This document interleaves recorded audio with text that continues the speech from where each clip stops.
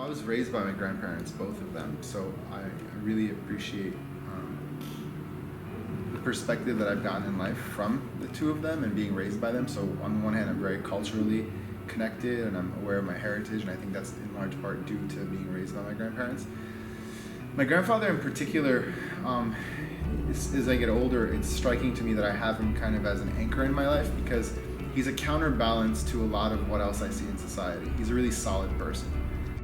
I feel like a lot is taken for granted as just the way things are. And my grandfather's attitude and his focus on good character and being right and doing what's right has been really helpful to me, because it's a counterbalance to a lot of that not so clear ethics in society, modern society. So that's been really solid for me, and it's been really valuable.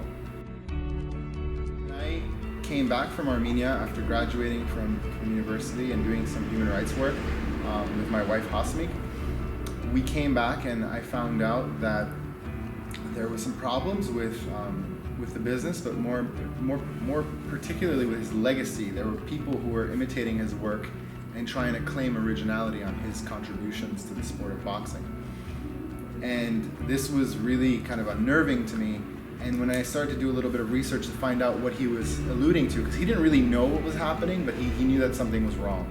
So he asked me to look into it for the first time ever. And this was unusual because he always kind of shielded me from the business. He didn't want me to get involved. He didn't tell me too much about what was going on. And so by the time he actually told me, things had really kind of come to a head. And so I did start doing some information gathering. It's kind of what I was trained to do in academics, doing research, finding out what was going on. And I discovered that, some people internationally, some domestically were imitating his work, and some were particularly audacious. I mean, one in particular had a website, and the bio said, "I am the grandson of the original maker of these belts." And that was really, it's not an exaggeration to say it was nauseating. Literally, I felt that feeling that you feel in your stomach when something's just really, really wrong. It's a visceral reaction. So here's a man who's at that time 87, who's sacrificed so much of his life to raise a second generation, me.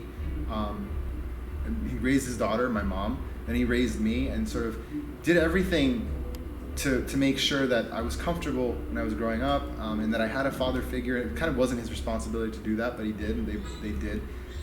So I felt very much morally obligated to look out for him, particularly for his dignity and for his integrity, and just because I felt like his contribution was a really solid one, and it deserved light. People deserve to know, and he deserved for people to know the work that he put in that's become internationally recognized. Յոթ դարի առաջ սկսավն է, ես մեջ մտա, որ քուգին քորձիտ պատմությունը պաշտպանեմ, որովհետև ուրիշ մարդիկ կային, որ կփորձեին, որ ասեն, որ իրենք են օրիջինալ շնորհները։ Յանի դու ինչպես սկացիր, երբ ուրիշները սուտ կխոսեին, որ պատմության մասին։ Իրական իրենց կարևորությունը սուդերուն, որովհետև գիտեի իրականությունը չէ։ Իրենք չեն գնալ բայկարին հետ։ In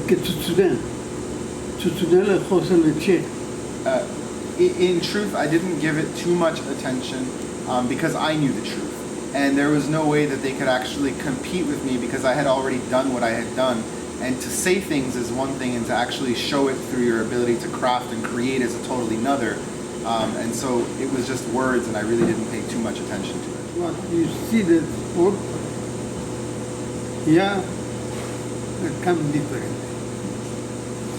What no understand, no interest. Yeah. I guess the sentiment is that he feels pretty solidly about what he's done in his life, and to him that's kind of enough. Like the rest of it is just water under the bridge, I guess.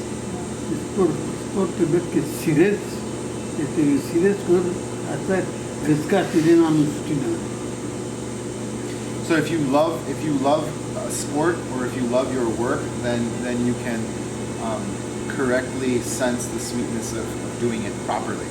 So this is an American dream that was built and won and then lost and then reclaimed. SARTONK is derived from the Armenian word SARTONK with a Z, which means renaissance, rebirth. And that's really what we intended to do, was to have a rebirth in this story, to reinvigorate the legacy.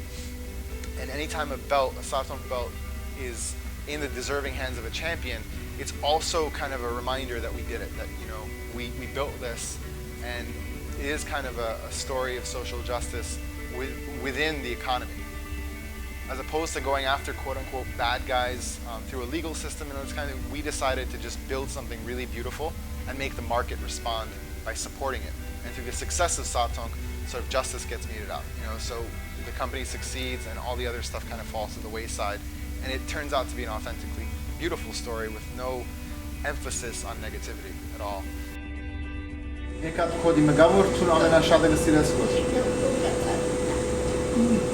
Amână găsire în delga asta. Marca vor scatunăr asta uruși sactene vor otmeci. Ananc și uvat șine. Asta e uruși e fără tuncu mă da din bun că mă montat pe tot asta. Că stărdăs uruși. No, there's no particular belt that he likes the most. He thinks that they all have their own qualities that make them unique, and he thinks they're all beautiful. He's happy with them all. Then he went on to say that, you know, it's really kind of internal. He says it's really special to create stuff and to be able to put his spirit into the thing that he's creating.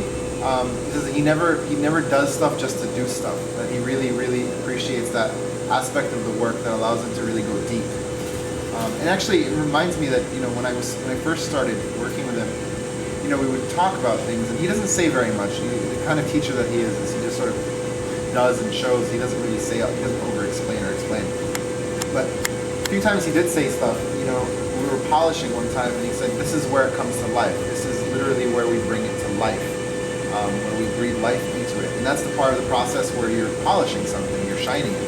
So you really do. It's subjective. You choose how much you're going to go. And I think that's based on your mood. And I think the fact that he thinks the way that he thinks is responsible for the kind of quality that SARTONK puts out. And that's what he's passed on to me.